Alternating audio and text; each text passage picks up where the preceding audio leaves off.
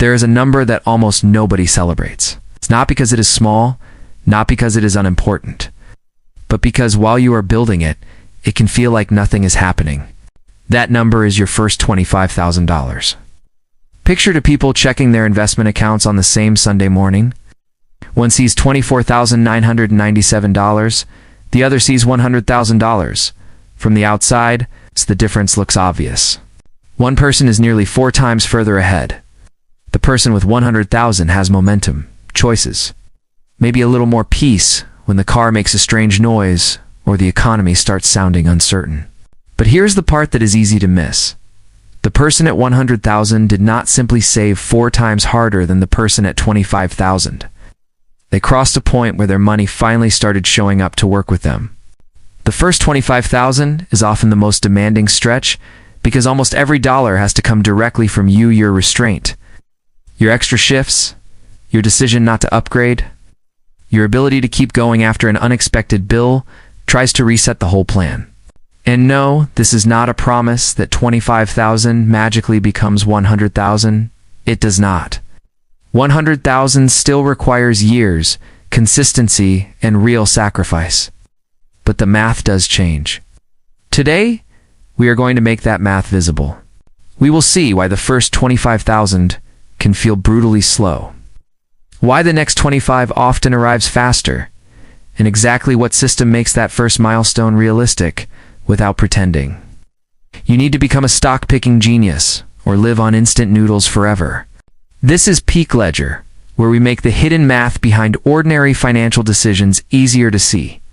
And by the end of this video, you will have a simple plan for turning, I should probably start saving into a number you can actually track. Let's call her Maya. Maya is 29. She has a steady job, no dramatic lottery win, no 6-figure bonus, no secret business on the side. She earns enough to pay her bills, but not enough to ignore her decisions. For years, Maya's financial life looked fine from a distance. Rent was paid. Her phone bill was paid. She was never late on her car payment. She even put a little money into savings when she had a good month. But a little money when things go well is not a system. It is a mood. Then, in the space of 4 months, 3 things happened. Her car needed repairs. Her rent increased. A wedding invitation arrived from a close friend in another city. None of those things were irresponsible. None of them were emergencies in the cinematic sense. Nobody was asking Maya to make a heroic decision in the rain. They were just normal life. And normal life was enough to drain the small savings she had built. That was the moment she realized that being able to pay your bills is not the same as being financially stable. Maya did not need a more exciting portfolio. She needed a base, so she chose a number, $25,000. At first, that number felt ridiculous. It was larger than every savings account balance she had ever had. It was more money than she had made in many individual years when she was younger. It looked like a destination for somebody else. But then she stopped treating it like one giant number. She created 3 rules. First, she would build a small cash buffer, so every surprise did not go on a credit card. Second, she would automate a fixed transfer on payday before she had a chance to negotiate with herself. Third, she would measure progress in contributions, not just account balance. Because in the beginning, watching a balance rise by $40 or $80 from market movement can feel underwhelming. Watching yourself make 12 straight deposits is evidence that a new identity is forming. Maya's story is not special. That is why it matters. Most people do not fail to build the first $25,000 because they cannot understand compound interest. They fail because life keeps presenting perfectly reasonable reasons to delay the system that would protect them. The first $25,000 is where you stop hoping that future you will be more disciplined and start giving present you fewer decisions to make. Now let's put numbers around that. For this example, we are going to use deliberately simple assumptions. Imagine you start with 0 invested. You invest $500 at the end of every month. Your investments earn an average annual return of 7%, compounded monthly. 7% is not a promise. Real markets move up and down. Some years will be much better, some much worse, and your results after taxes, fees, and timing can be different. This is simply a long-term illustration, not a forecast. Under those assumptions, here is what happens. To reach your first $25,000, it takes about 44 months. That is 3 years and 8 months. During those 44 months, you personally contribute about $22,000. Investment growth adds roughly $3,000. Think about what that means. Almost 88% of the result came from you. Your job was doing nearly all the lifting. Now keep the same $500 monthly contribution. From $25,000 to $50,000 takes about 35 more months. From $50,000 to $75,000 takes roughly 29 months. And from $75,000 to $100,000 takes about 25 months. The milestone blocks are the same size, $25,000 each. But the time needed to travel through them gets shorter. Here is the progression. 0 to 25,000, about 44 months. 25 to 50,000, about 35 months. 50,000 to 75,000, about 29 months. 75,000 to 100,000. Again, that is not because you suddenly became more worthy at 50,000. It is because the money you built in the earlier stages is now earning returns alongside your new contributions. The first 25,000 is hard because it has almost no army behind it. At the beginning, if you contribute $500, the account moves mostly because you contributed $500. Later, you contribute the same $500, but the existing balance may also grow by hundreds of dollars in a good month. Eventually, in strong markets, your account can move more in a month than you were able to save when you first began. That is when wealth starts to feel less like pushing a broken car uphill. But this is also where people misunderstand the lesson. The lesson is not wait for compound interest to save you. The lesson is that compound interest is quiet in the beginning. Your behavior has to survive the quiet phase long enough for the math to become visible. If you saved the same $500 a month and earned absolutely nothing, reaching $25,000 would take 50 months. With the 7% illustration, it takes about 44. That difference matters. But it also tells us something important in the first phase. Your savings rate matters more than trying to find a magical investment that will double your money. A higher return can help over decades. Chasing a higher return can also tempt people into taking risks they do not understand. The first $25,000 is not the time to gamble because you are impatient with a line chart. It is the time to build the machine. The math is only half the story. First 25,000 is difficult because you are fighting for invisible opponents at the same time. The first is fragility. Before you have a buffer, every unexpected expense has the power to become debt. A broken laptop, a medical bill, a flight for a family emergency, a tire that cannot wait until next month. These are not failures of character. They are normal expenses that feel catastrophic when every dollar already has a job. That is why your first dollars may belong in a cash emergency fund before they belong in a long-term investment account. If you invest every available dollar but have no cash cushion, then the first surprise can force you to borrow at high interest or sell investments at the wrong time. The second opponent is lifestyle drift. Most people do not wake up and choose to waste their future. Spending usually expands one convenience at a time. A food delivery app becomes a routine. Subscription is only $12. A slightly nicer apartment seems reasonable after a raise. A car payment becomes normal because everybody around you has one. None of these choices automatically make someone irresponsible. The danger is making them without noticing what they replace.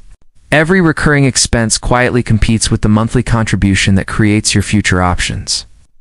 The third opponent is identity. When you have $0 to $5,000, you may not feel like an investor. You may feel like somebody who is trying to save money and occasionally failing. That feeling matters because people protect identities more fiercely than goals. If your identity is I am bad with money, then every mistake becomes proof. If your identity is I am someone who makes a deposit on every payday, then a bad month is not proof that the system is broken. It is a problem to solve so the system can continue. The fourth opponent is comparison. The internet makes it easy to believe that everybody your age has already bought a house, built a portfolio, started a business, and learned how to make money while sleeping. You see their finish lines and compare them to your beginning. But your first 25,000 is not supposed to look impressive from far away. It is supposed to make you harder to knock over. That is the real job of this milestone. It buys distance between you and panic, makes a job change less terrifying. It turns an unexpected expense from a crisis into an inconvenience. It gives you the ability to make decisions based on what is good for your next 5 years, not only what gets you through Friday. So if the first 25,000 feels slow, do not use that feeling as evidence that it is not working. Slow is often what stable looks like before it becomes visible. Let's make this practical. Here is the Peak Ledger framework for building your first 25,000. It has 4 stages. And the stages matter because not every dollar should do the same job. Stage 1. Stop the leaks that create expensive debt. If you carry high-interest credit card debt, paying it down may be the highest confidence return available to you. A card charging 20 or 25% interest is an emergency in slow motion. You do not need to wait until every part of your life is perfect before you begin investing. But you do need to understand that it makes little sense to chase a possible market return while guaranteed high-interest debt is growing on the other side of your balance sheet. Start by listing the balance, interest rate, minimum payment, and due date. The goal is not shame. The goal is visibility. Stage 2. Create your shock absorber. Build a starter emergency, fund enough to handle the kind of expense that would normally push you onto a credit card. For some people, that may be $1,000. For others, it may be a month of essential expenses. The exact target depends on your income stability, dependents, insurance, and obligations. Keep this money accessible and low risk. Its job is not to impress anybody. Its job is to be there on a Tuesday when something breaks. Stage 3. Automate your base contribution.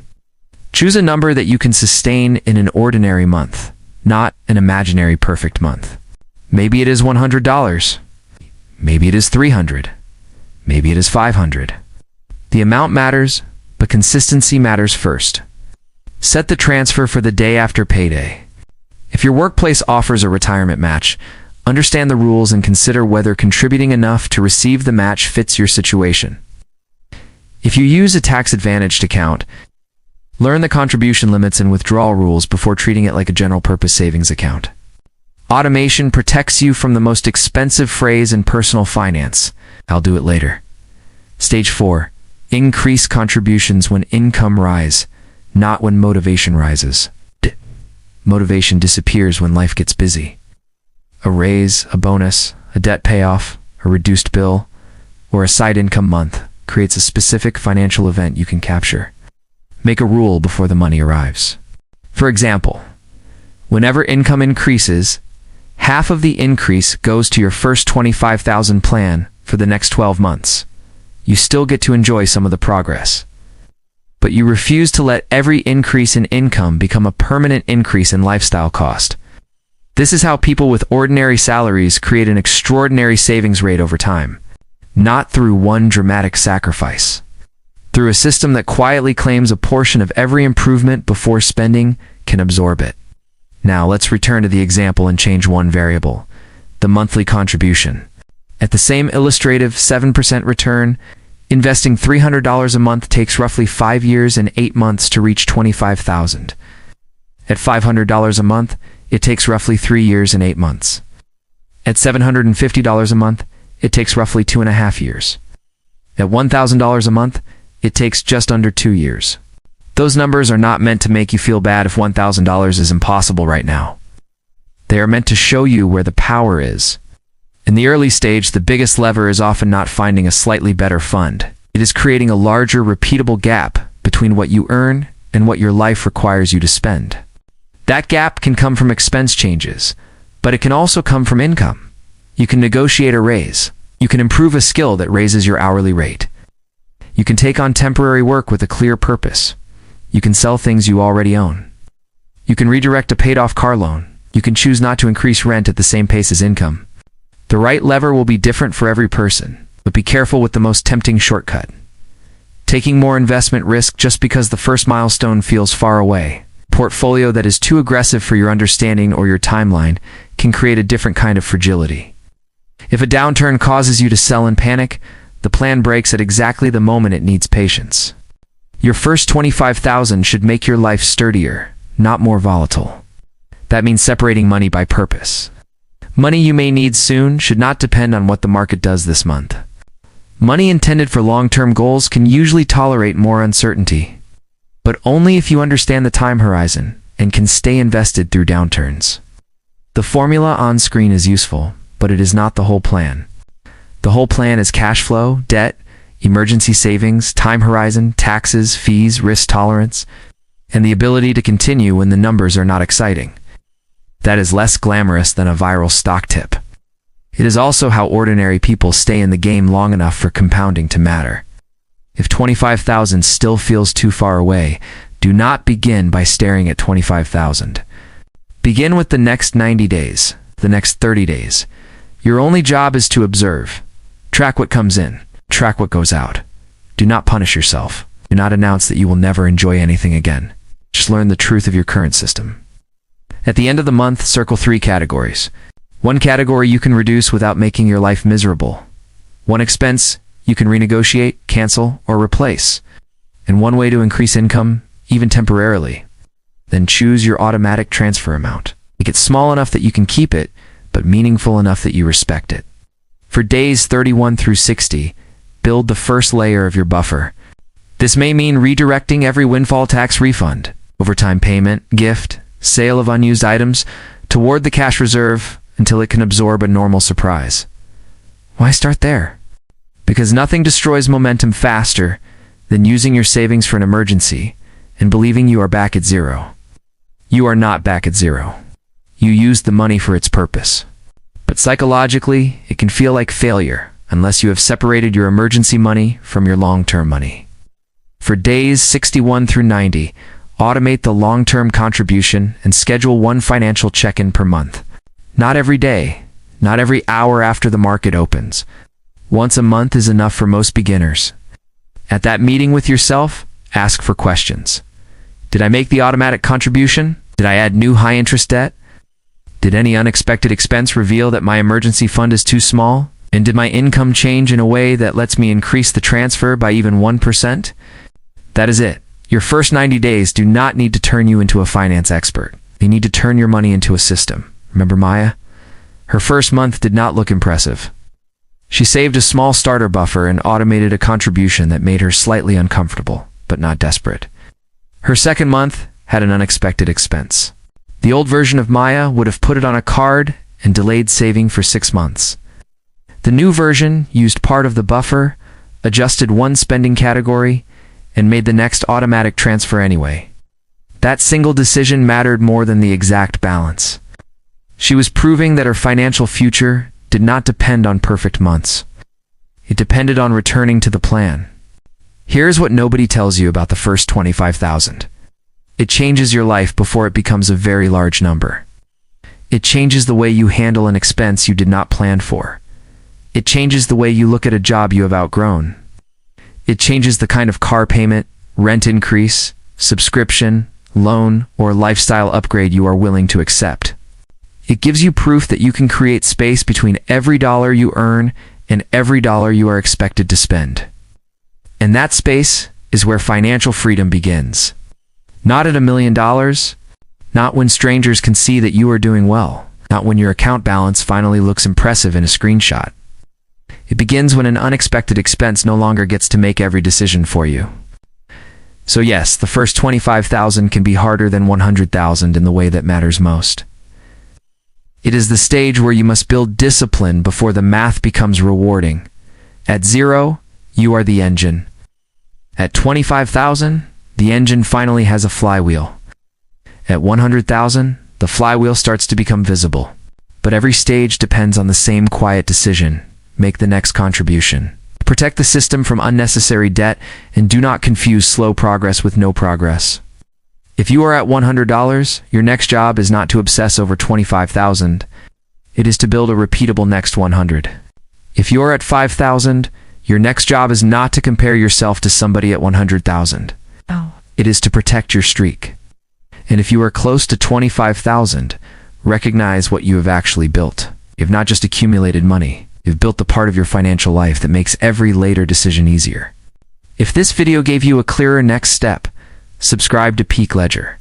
Here, we do not chase financial theater. We build systems that make your future more resilient. And in the next video, we'll break down a question that matters once you have a base. How much money do you actually need before work becomes optional? Till then, make the next deposit.